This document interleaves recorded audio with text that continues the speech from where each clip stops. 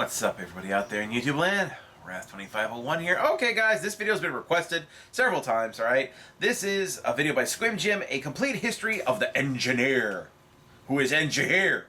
Anyway, let's get started here. Okay, we got it meshed all together. Anyway, let's get started and go. After breakfast. Something like this I would watch with breakfast while I'm eating cereal or something like that, you know? This is the engineer. Real name, Radigan Conagher. Job, area denial. This time, it's gonna be the complete history of the engineer, so far. For a character who has very rarely shown up in the TF Comics series, he's actually very important to the storyline of the game. But we'll get to that in a bit. That's evil. As always, we're gonna start before the beginning. Unfortunately, there's not a whole lot of concept art available of the engineer, and most of what we do have is very easily recognizable as the same character we have today. Except for this one, where he has a thin mustache and glasses instead of goggles, and very different looking overalls. He looks in the French. first trailer, the engineer has a much paler shirt, armbands for his class emblems, and a team-colored glove.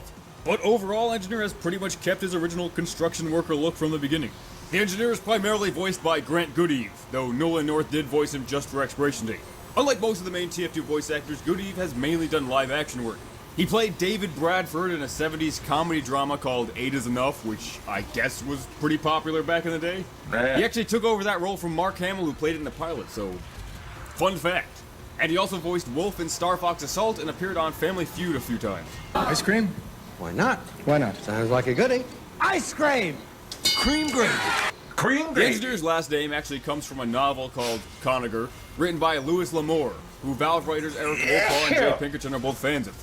The engineer's grandfather's first name, Radigan, also comes from another L'Amour book called Radigan. And speaking of Radigan Conagher, he's actually one of the most important characters in the entire TF2 story. A whole mini episode could have been done on him, but you know what? I'll give you the 2-for-1 Conagher special this time, okay? Merry Christmas. This is Radigan Conagher. Real name, Radigan Conagher. Duh. Job, inventor and owner of Conagher's Tool and Munitions. In 1890, Plutarch Man hires him to build a life-extending machine so he could outlive his brother. When Radigan returns to his workshop, a woman who just so happens to look an awful lot like the administrator offers him her entire supply of Australium to build the exact same machine for Redman Man. He, of course, does build both devices, and this extends the Gravel Wars another 80 years, which includes the main events of TF2. After being exposed to the Australium, Radigan became far more muscular, grew a mustache, can be seen drinking beer, and has chest hair in the shape of Texas. In what are most likely a collection of Radigan's notes, we can see that he seemed to have an interest in developing a device that could have saved Abraham Lincoln from assassination. He also has a picture of the robot scouts thought to have been developed by Gray Man. When Radigan dies, he has his blueprints buried with him, and those blueprints reveal that he built a third life-extending machine. But for who? I don't know. There's still a lot of mystery around Radigan Conagher, and even though we haven't heard much about him since the engineer update, I feel like he'll at least be mentioned again in future comics.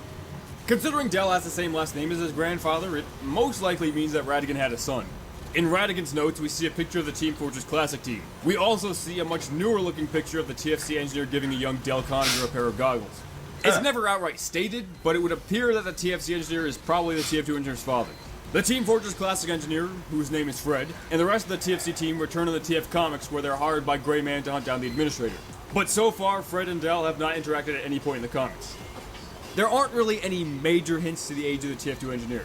We know that Fred and the TFC team were working for the Mann brothers in 1930, and the engineer is a kid when he's given those goggles in that picture. It's completely possible, and maybe even more likely, that that picture wasn't actually taken in 1930, but if it was, and Del was, I don't know, let's say 10, that'd make him around 48 during the main event of the game and around 52 during Man vs. Machine in the comics. Though, to me, that seems kind of old. I don't really think he looks older than maybe his early 40s, but who knows? Yeah. We also know that the engineer has 11 hard science PhDs, and that would probably take a normal person a long time to get, but engineer is also very intelligent, so he could have possibly earned them faster. But that does make both engineer and Heavy probably more of a real doctor than Medic ever was. We can see blueprints for the modern sentry gun in Radigan's workshop in 1890, but as far as we know, it was never actually built until the 1960s. According to he didn't have the technology to actually develop the TF2 Sentry in 1965 while under contract with TF Industries.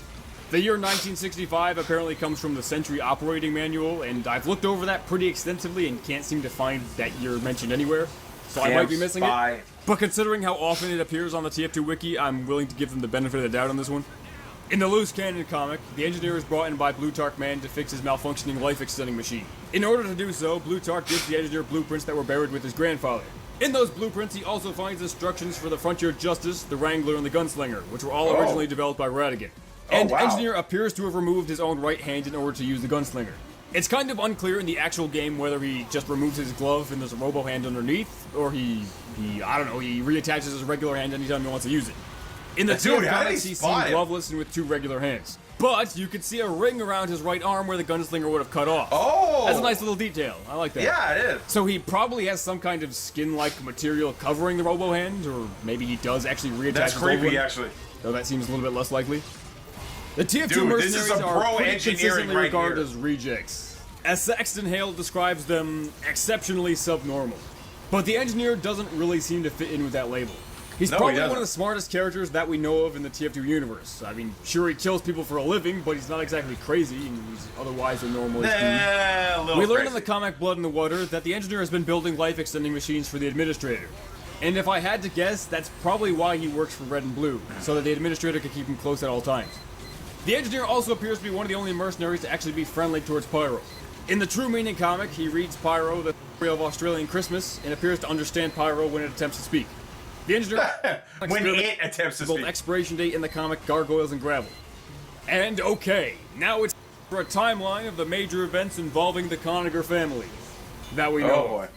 Yeah. In 1890, Plutarch Man hires Radigan Conagher to build him a life-extending machine. A mysterious woman convinces him to build a second one for Redmond Man. Yeah, there's the century. After being exposed to Australium, Radigan develops some super high-tech stuff for the time, including the Wrangler and the Gunslinger. At some point, he dies and has all of his blueprints buried with him. In 1930, an engineer named Fred is hired by Red and Blue to fight the Gravel Wars. This is likely the son of Radigan and the father of the TF2 engineer. At some point, Del Conagher is born in Bee Cave, Texas. The engineer spends 10 years working as a roughneck in the West Texas oil fields. He also manages to earn 11 hard science... Wait. Science comes through. Astrology's bastard cousin finally good for something? Will science end the war? President looks to stars for answer. Read more. Let's see. Monkey Knots capsule explodes on launch pad. Oh. America's hopes dashed. Send it to investigate. Read more. Actually, I think that's just word salad. That's just letter salad. It's not actually. Number of dead soldiers. Number of dead demo men. PhDs. In 1965, engineer apparently developed all the power you need with both hands freed. Self-assembling, rotational barrels, guided missiles. Oh, not that one. That's level 1.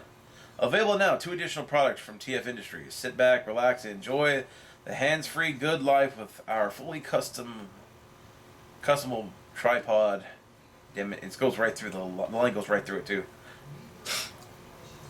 Firing dice. This all-in-one package includes 2. the Sentry gun and his other buildings while under contract with TF Industries. Around 1968, the engineer, along with 8 other mercenaries, are hired by Red and Blue to fight over land in New Mexico, presumably replacing Fred and the other TFC mercenaries. When Plutarch's life-extending machine is failing, the engineer is called in to fix it. Engineer fixes the machine and rebuilds weapons that Radigan previously designed. At some point around Christmas time, a rocket crash lands into a building that the engineer and the pyro are in. Inside the rocket, they find space weapons from another dimension. In 1971, the medic and the engineer discover that the mercenaries may be getting tumors as a result of teleportation. Turns out, it just mutates bread. Later in 1971, Redmond and Plutarch Man are killed by Grey Man, leaving engineer and the rest of the team out of a job. They are immediately rehired by Saxon Hale to defend Manco. In 1972, Grey Man takes control of Manco and the team disbands. Fred and the rest of the TFC team are hired to hunt down the administrator and the TF2 mercenaries. The engineer goes into hiding with the administrator. He upgrades and repairs the life-extending machine that she's been using. Yeesh. And that's kind of it.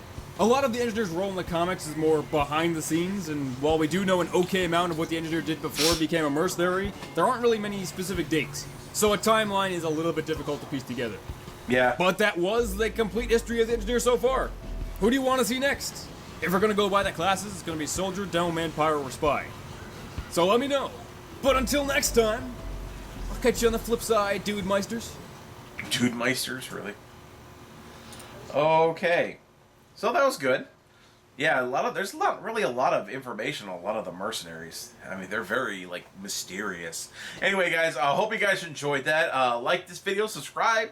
Definitely click on the link to the original. Like the original, subscribe to Squim Jim's channel. And share both videos on social media, guys. We need your help. Only you can promote videos on YouTube anymore because YouTube sure as hell ain't gonna do it. Anyway, I'll see you guys next time. Tune in every day for new content. Bye-bye.